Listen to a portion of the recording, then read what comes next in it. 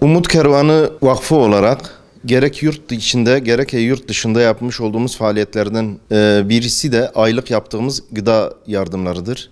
Ağustos ayı içerisinde Diyarbakır merkezde 600 küsür aileye gıda yardımında bulunacağız inşallah. Bu sadece kolilerde kuru gıda ve kahvaltılık çeşitlerimiz mevcuttur. Kolinin bedeli 750 lira tutarındadır. Kardeş aile projemiz kapsamında kardeş aileye sponsor olmak isteyen kardeşlerimiz gelip sponsor olabilirler. Her aileye kuru gıda olarak sadece 750 liradır.